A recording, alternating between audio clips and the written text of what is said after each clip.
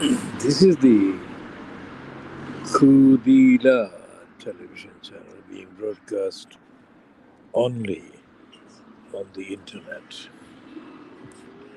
This is being broadcast under the banner of Baby Angel Geronimo Editions on the internet.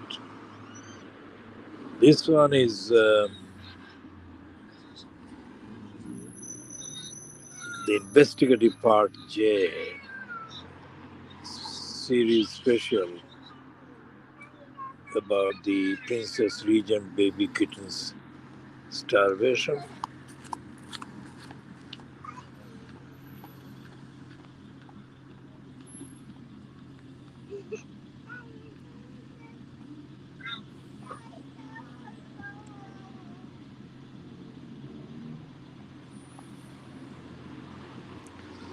But it's a lot more. It's about a lot more than just the aspect of starvation of the kittens. Because this afternoon, between say 5 o'clock and 6 o'clock British Standard Time, I managed to actually gather enough calm and equilibrium to make the phone call, today being Sunday, which was answered at the Joy Foundation by Robert. I asked Robert to make sure that the window of the flat 21D was shut, because one of the kittens might get tempted and go in looking for anything and then get stuck if the window is suddenly shut behind it.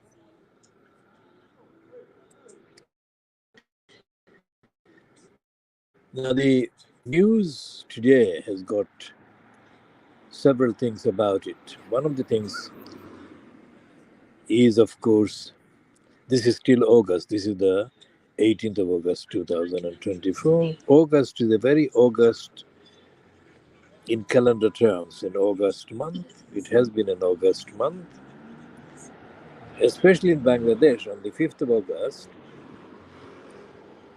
events took place that had been overdue for at least 20 years or even longer. According to most reports, the events on the 5th of August 2024 included the sudden departure on a helicopter from her office in Dhaka in Bangladesh of Sheikh Hasina. And since the 5th of August, it has been reported erratically but consistently that Sheikh Hasina has been residing as a guest of Narendra Modi in India, somewhere in the vicinity of New Delhi or Delhi.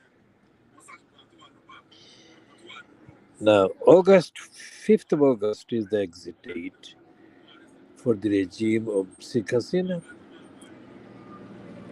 10 days on, the 15th of August, is the anniversary of the murder of her father, Sheikh Mujibur Rahman, on the 15th of August, 1975. The place which Sheikh Hasina turned into a grandly called mausoleum, Sheikh Mujib's memorial mausoleum,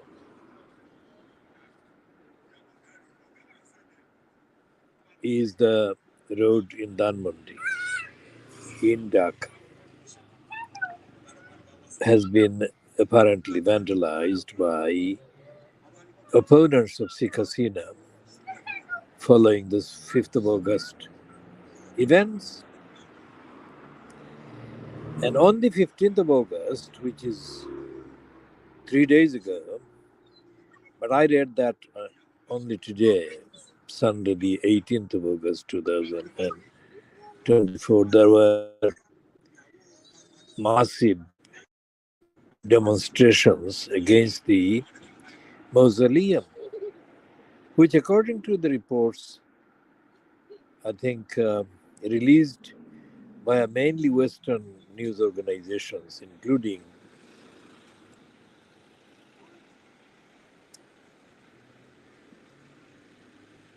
the American politicians, Blandberg, or the mausoleum, Mujibur Rahman's memorial mausoleum, has been vandalized. It is also reported that many people that have been attacked in the aftermath of the 5th of August 2024. Coincidentally, some of them were Hindus, but the main reason they were targeted, according to these reports, published online by the BBC, by the BBC's unit, BBC Verify,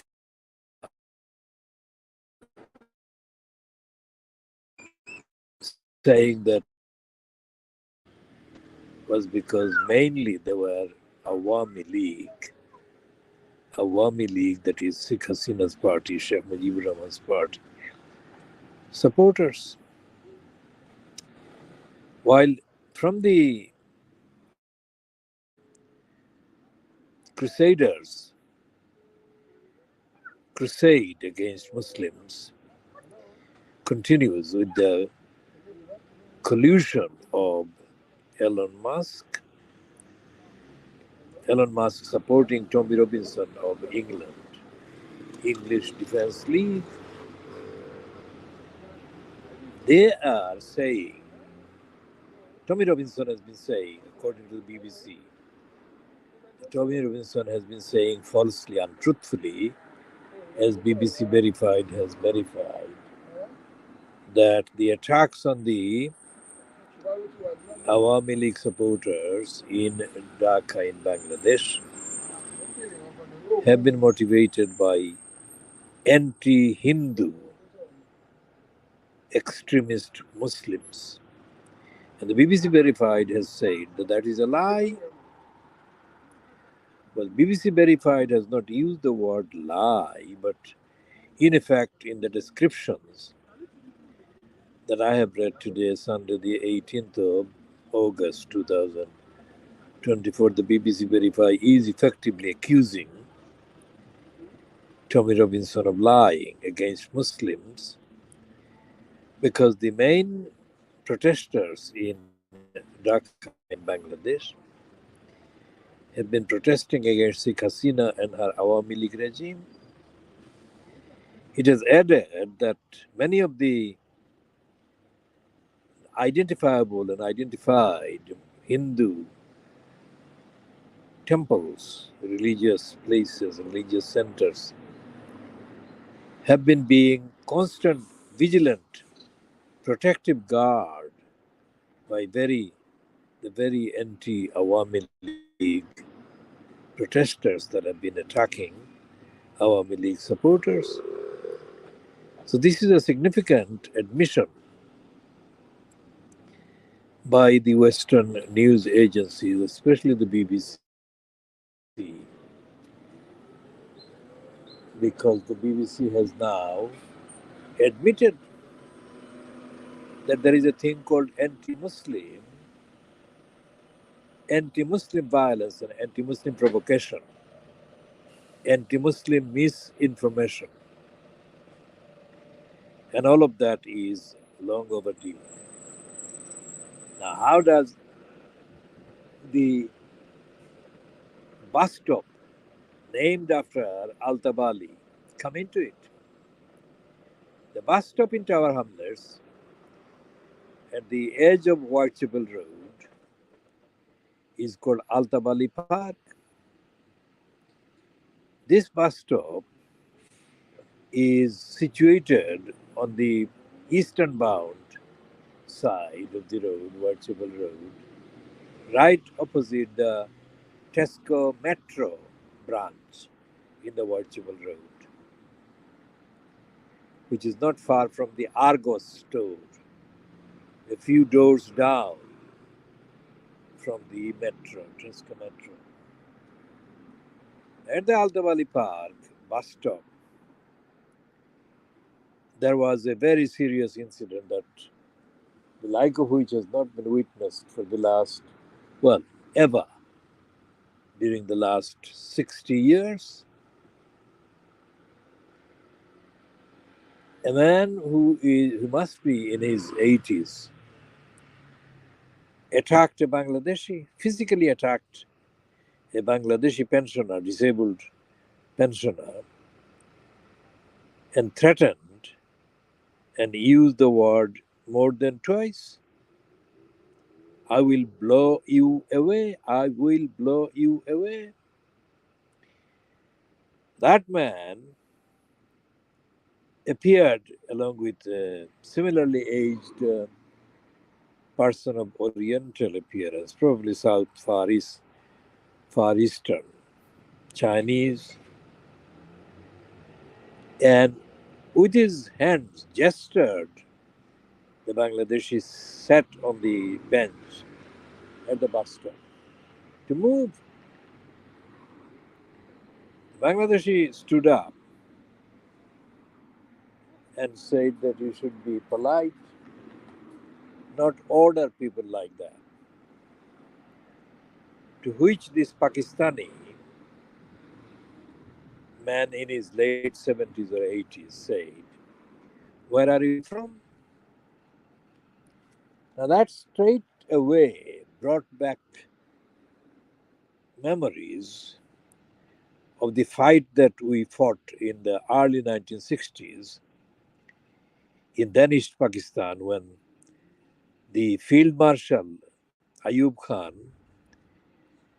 had had a ghost written book about his policies. And the book was titled Friends, Not Masters. He was addressing the Americans and the Western states that were, of course, obviously critical of his military regime. Now, that edition of the book caused the most bitter extra demonstration, condemnation from people in East Pakistan, including from me. Now, one of the parts of the book attributed to Ayub Khan said words to the effect that the people in East Pakistan or people of East Pakistan belong to lower races, lower ethnic groups, and they were markedly not of martial ethnicity. That is, warriors. They were not warriors. In contrast to the people that Ayub Khan represented himself, he was a Pathan. Ayub Khan was a Pathan, I think, and he boasted of that, and the derogatory remarks he made about the people of East Pakistan were immediately, correctly, seriously seized on and condemned. I was one of the active commentators and participants, and the origins of the movement that led to the creation of the state of Pakistan on the 14th of August 1947. Origins, all the way, the origins go back to what is now Bangladesh. Pakistan as an idea was created, in effect, created by the people of East Pakistan. And the fighters, the advocates for rights of the Muslims of the subcontinent, were led by the people from East Pakistan, including notably the valiant fighter, orator, campaigner, organizer Abdul Hamid Khan Bashani, valiant fighter, advocate, campaigner, and street fighter Fazlul Haq. Now, this man, who most certainly was of a Pakistani background, was evilness personified. First of all, he said, "Where are you from?" The answer to that question could not be Barbel. That question had to be answered otherwise than verbally.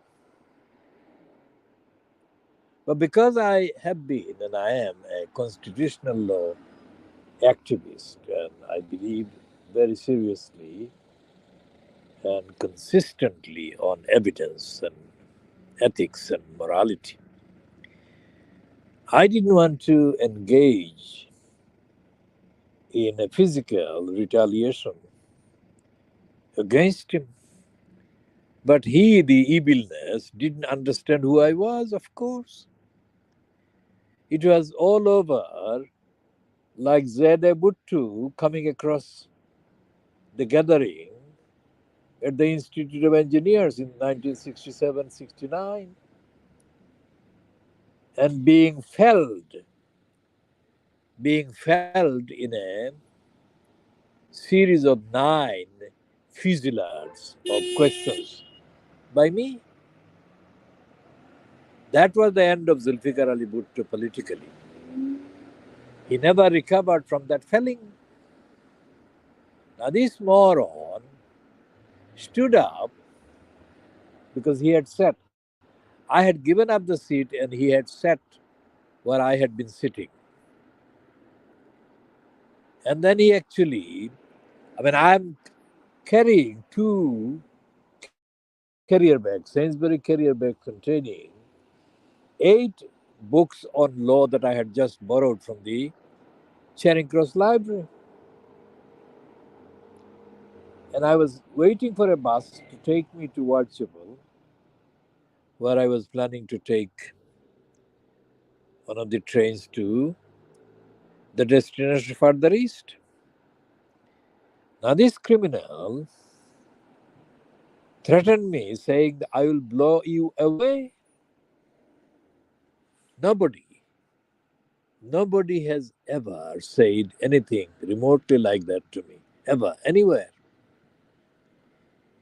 Now, the dilemma always in terms of evidence is how to trace the witnesses and how to reconstruct the actual scenario. As I was facing this criminal, 2 Bangladeshis appeared from both sides of the bus stop.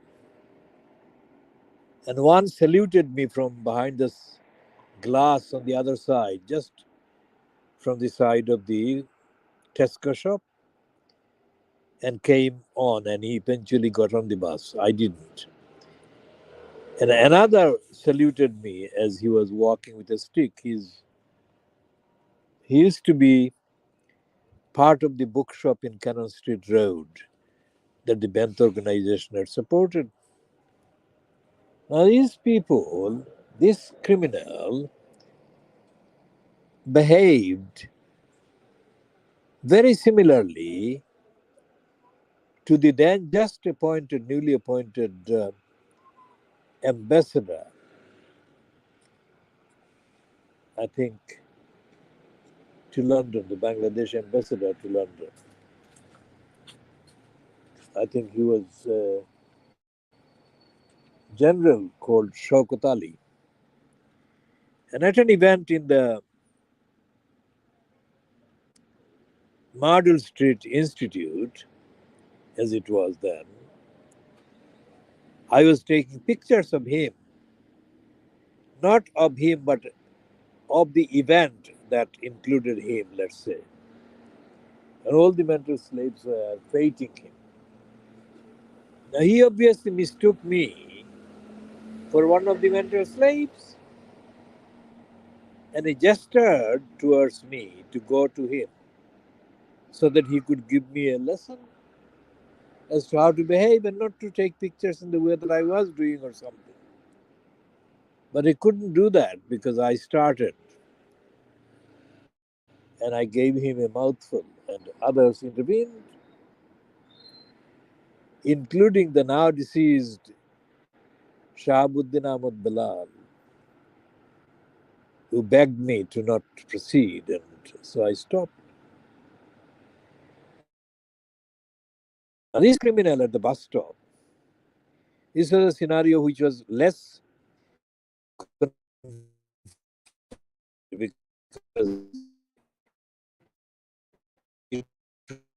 was a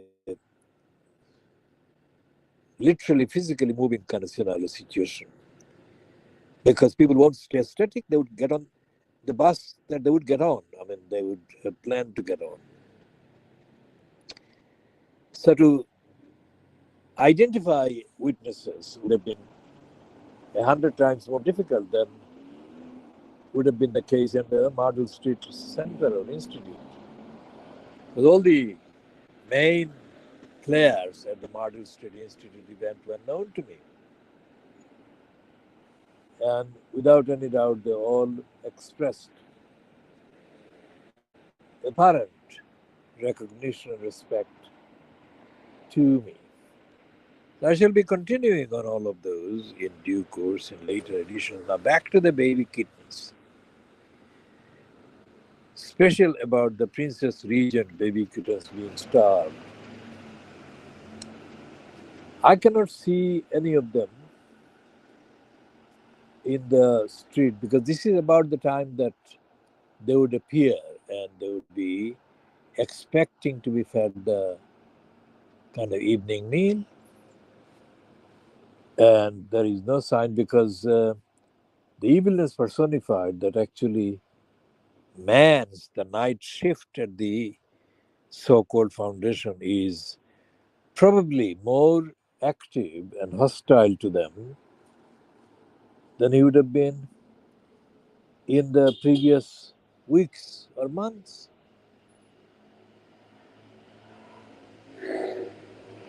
So the kittens are now not physically visible, but I'm still carrying the box of gourmet pouches for them. Now, over to Bradford and that part of Yorkshire, where for the last 25 years or so, criminal gangs made up mainly of criminals born to Pakistani parents in England have systematically groomed, targeted mainly white girls, and they have sexually, openly, brazenly, systematically abused these white girls. It has created such an unforgettable impression, an image, mental image, that has really consolidated support for the inciters of hatred against Muslims generally. Although the idea of Pakistan is exclusive in the current context, in the context of the period since the 16th of December 1971, people who are not necessarily well versed in issues about the subcontinent, about the events of the 16th of December 1971, would not necessarily be able to distinguish between the gangs of rapists, criminals, groomers of Pakistani origin birds, and other Muslims. And it is remarkable that in the 25 years of propaganda and misinformation against generally Muslims, like, for example, the targeting of Muslims in Southport after the massacre by a Christian criminal from Rwandan origin of three little girls, the Muslim community generally have been targeted and they have been accused of doing what this criminal did. And obviously, it took not a long time before the actual security and safety police agencies and even the media that is hostile normally to Muslims recognized that that propaganda was a deliberate misinformation which was jumped on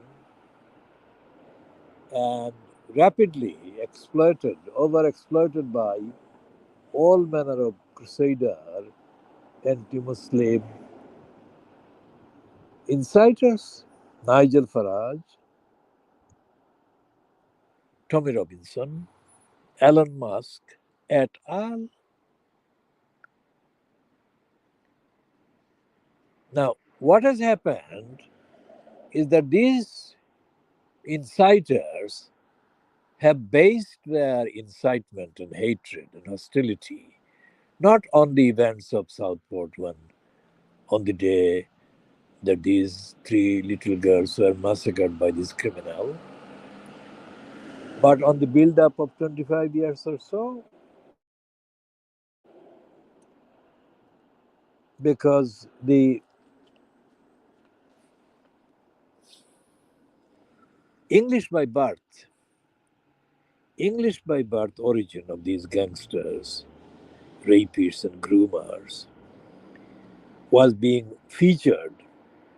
It wasn't featured as frequently, as widely, as shockingly as it should have been done, but it was featured as part of mainly little chunks of leaked information that the mainstream political parties were suppressing.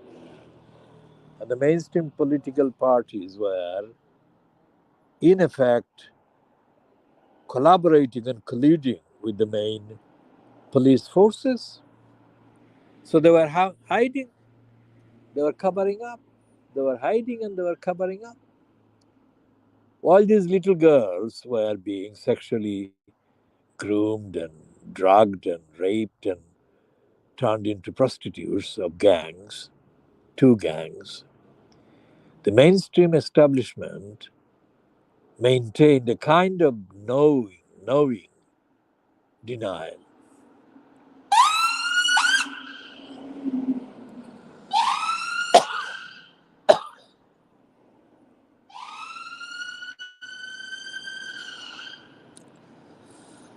The main political parties that were in power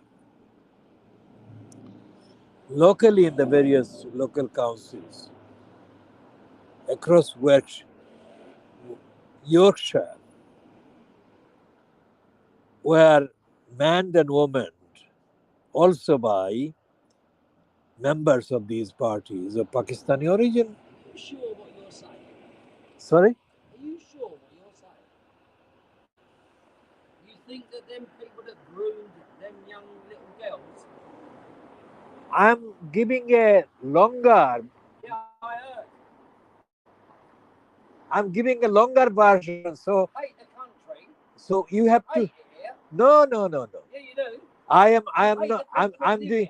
I'm doing the opposite. I'm saying That ain't what it sounds I'm like. saying that the community should have done should have done the right thing and protected these girls. Right from the beginning. Yes, Yeah. that is what I'm saying.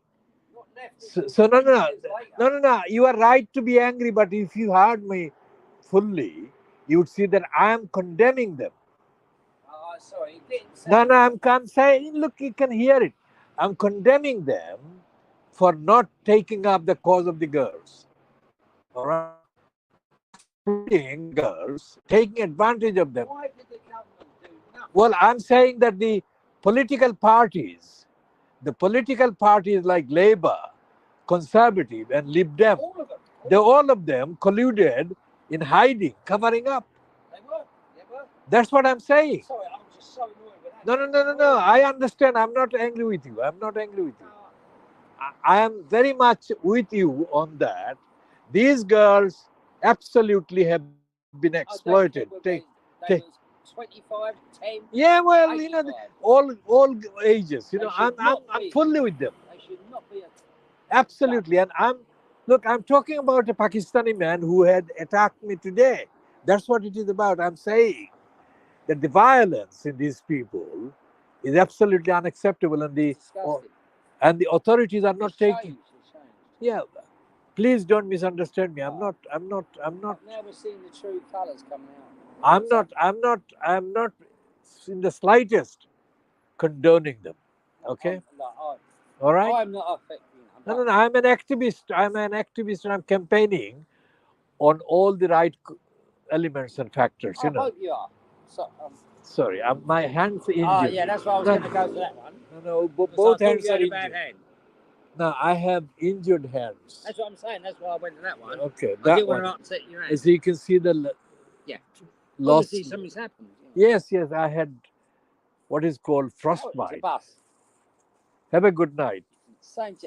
Okay. I'll tell you what, we'll do that. Yeah. All right. Have a safe journey. Yeah. Sorry if I took it the wrong way. No, it's all right. Understandable. So this is the actual live kind of interaction with a person who was waiting at the bus stop for the bus. He has caught the bus, Galleons Reach Shopping Park, 262 bus.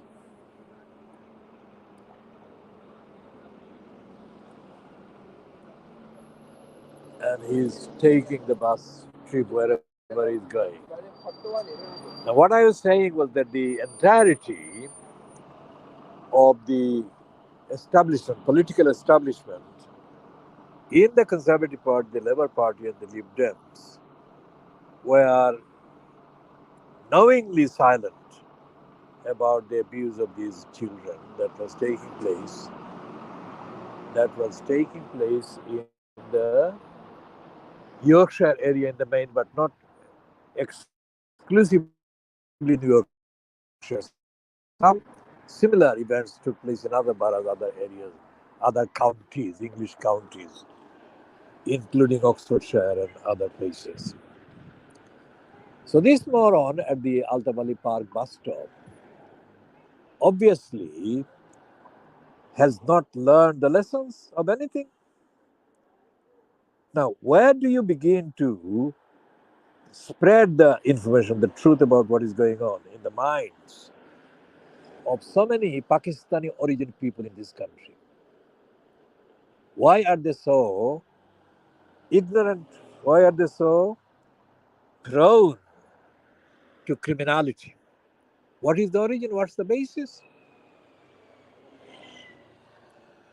When I contacted Imran Khan during his years in office in Pakistan, I did so publicly, so it's not a secret contact. I advised Imran Khan to do the following. One was to publicly apologize to the people that had been targeted by the military machine who murdered many thousands innocent people of East Pakistan on the basis that the East Pakistanis they were murdering were enemies of Pakistan, the collective Pakistan. So I said to Imran Khan publicly that he should apologize to those people and apologize to the people that had been left bereaved by these murders and massacres. And I said that he should actually put together a statement, a policy defining, setting out the constitution of Pakistan and to demonstrate to the world, to the Pakistanis themselves, what being Pakistani meant.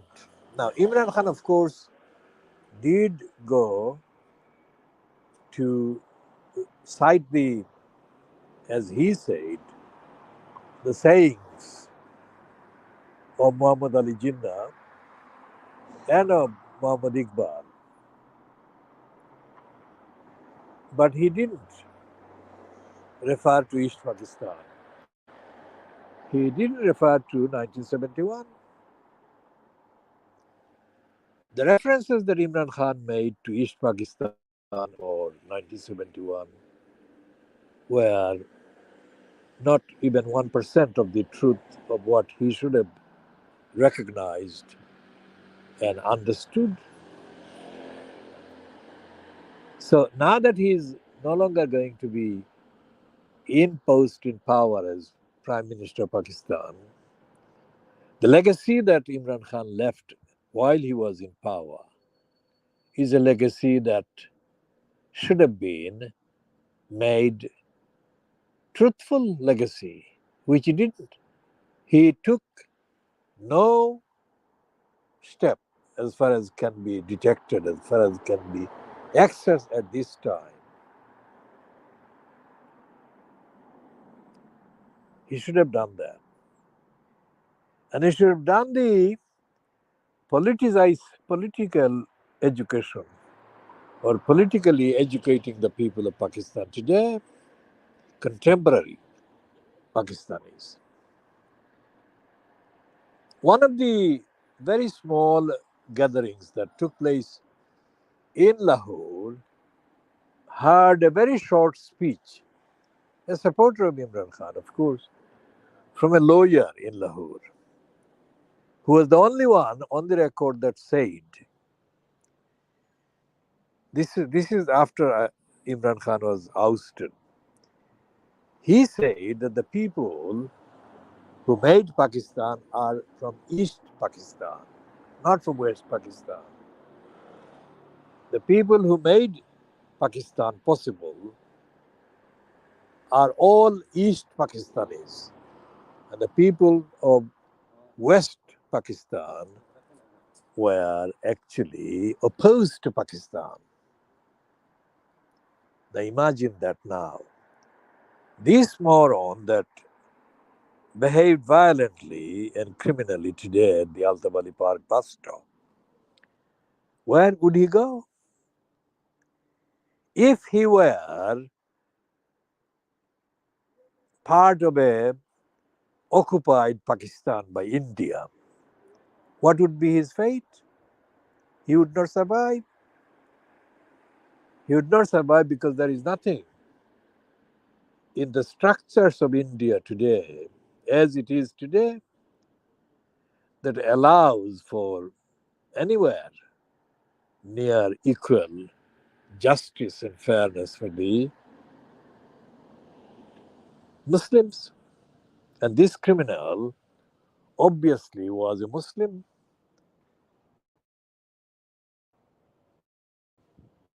So this is a criminal, the type of whom most people who were most easily, readily prepared to hate the idea of Pakistan had, this is the kind of anti-East Pakistani, Bengali and the other parts of that Silot, the anti-Eastern Pakistani mentality was really responsible for the easiest of mobilization that became possible around the most slender of topics. The speech that Muhammad Ali Jinnah gave about the official language of Pakistan was very slender indeed. There has been nothing like another incident where so much has been exaggerated around such a little short statement. Jinnah's statement about Bengali, well, Jinnah's statement excluding Bengali, the Bangla language, and emphasizing centrally the central role of Urdu as the official language of Pakistan, as it should have been, was ill advised. And although he was a strategist on most things, on this one, Jinnah got it absolutely wrong. The timing, the language, the reference.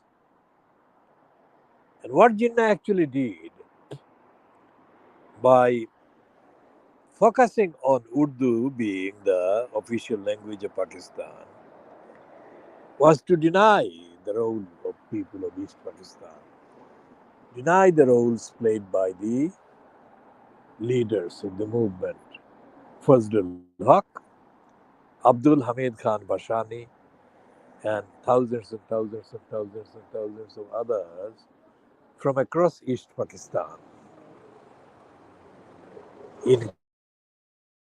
including my relative, my mother's uncle, mother's maternal uncle, who was a close associate politically of Dr. Zakir Hussain,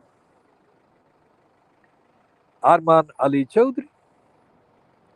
Arman Ali Chaudhry was a very active political campaigner from the Assam region in the subcontinent in the lead up to the creation in 1947 of the two republics, the two Pakistan and India.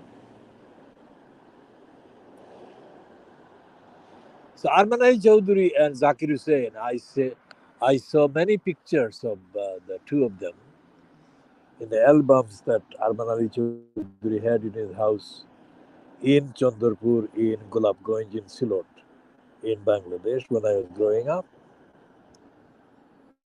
Arman Ali Chaudhry took me in front of him in his bike and pedaled the bike right across the Chandrapur market and the village streets. So Muhammad Ali Jinnah didn't recognize the central role in creating founding Pakistan played by Arman Ali Chaudhry, my mother's maternal uncle, and by hundreds of thousands of others from across what became East Pakistan and now is Bangladesh, which is where the actual errors of Sheikh Hasina are to be found. The campaign that began against the quota system culminated in the political murder, the political end of Sheikh Hasina and her regime and her party. There will be no recovery. There will be no recovery of the political dynasty or the political party that she fronted, not even by Modi. And if Modi intervenes,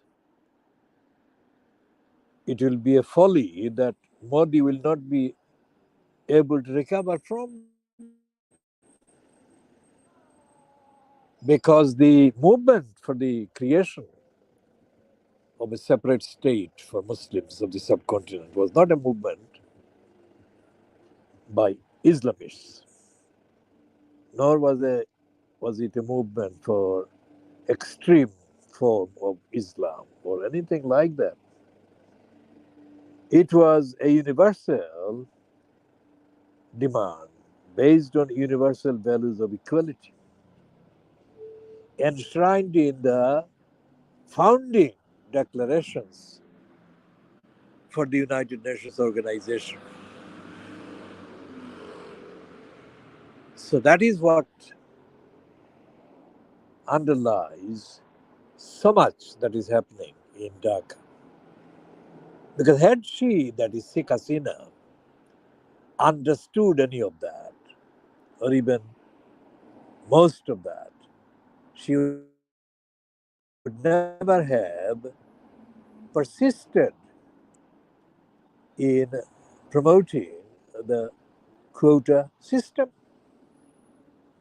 And most certainly, she should never have used that derogatory term that referred to any opponent of the Awami League, any opponent of the Brahmin ideology for the subcontinent, as collaborators. The Bangla word is Razakar. It's not Bangla, but it is Bengalicized, turned into a Bengali word, Razakar. And most people who oppose the Awami League are not Razakar. And there was her fatal error and stupidity. So the idea of universality, the idea of equality and humanity are indeed only valid when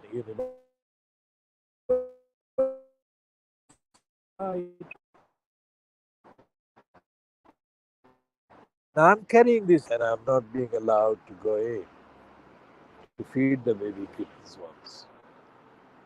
So I'm praying again and again, La ilaha illa anta, subhanaka inni kuntu min az-zalimin. Oh God, save the baby ones from the evilness and protect them from the pangs of hunger and starvation that they have been subjected to despite my efforts. Now, this is another example of my constitutionality. I could have, but I've never done this. I could have created a mayhem,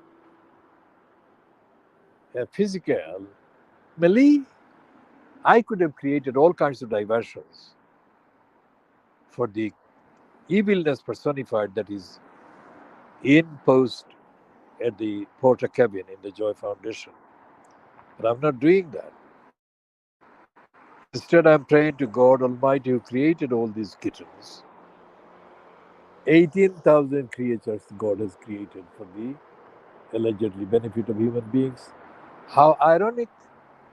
How small is the number? How small is the proportion of human beings who actually genuinely deserve the kindness, the magnificence of God's benefits.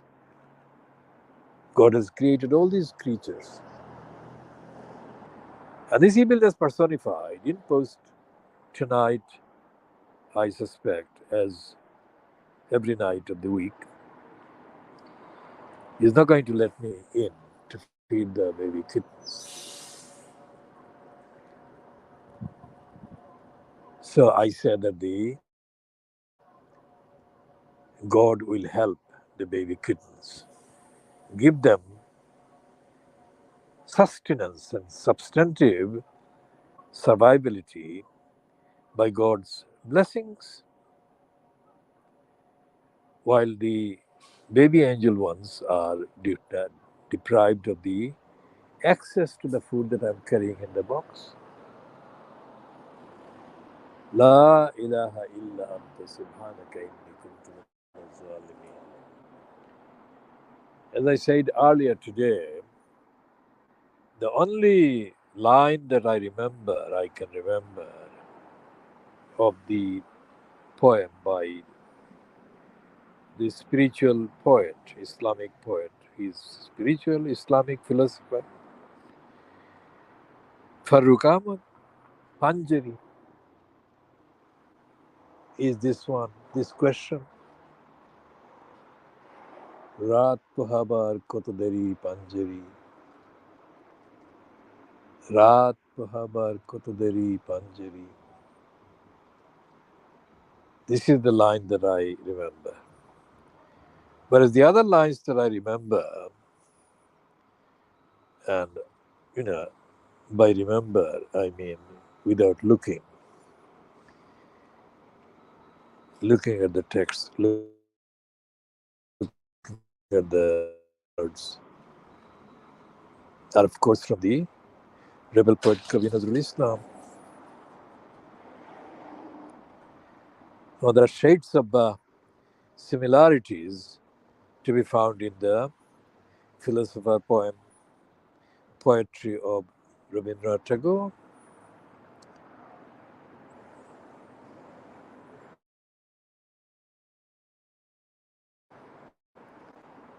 তোর ডাক শুনে কেউ না আসে, যদি তোর ডাক শুনে কেউ না আসে তবে একলা চলো রে. কবি নজরুল ইসলাম সেই দুর্গম গিরি কান্তার মরু দুস্তর পারাবার লঙ্ঘিতে হবে রাত্রি নিশীতে যাত্রীরা হুঁশিয়ার.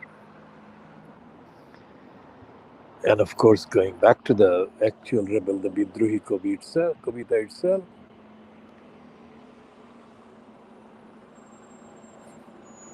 আমি সেই দিন হব শান্ত, যবে উৎপীড়িতের ক্রন্দন রুল আকাশে বাতাসে দাঁড়িবে না. আমি সেই দিন হব শান্ত. So the baby kittens are being exploited, being oppressed, denied, deprived by the evilness personified. And until I'm able to feed them, until I'm able to feed them and look at them, I cannot be at peace. বিদ্রোহী রণক্লান্ত, আমি সেই দিন হব শান্ত, যবে উৎপীড়িতের ক্রন্দন role আকাশে বাতাসে ধ্বনিবে না.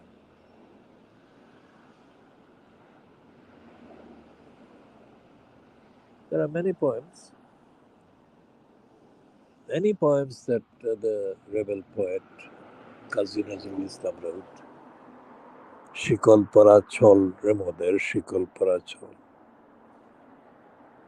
then চল চল চল, ঊর্ধ্ব গগনে বাজে মাদল, নিম্নে উতলা ধরণী তল, অরুণ প্রাতের তরুণ দল, চল রে চল রে চল. There are so many beautiful lines, beautiful thoughts, beautiful expressions of fighting spirit for justice. So I say to the baby kittens once, so spiritually I'm sending the message.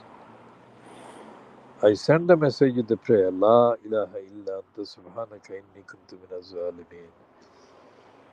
Oh baby kitten ones, may you be safe tonight. May you be safe and may you be sustained by God Almighty who created you. And may the evilness personified get a lesson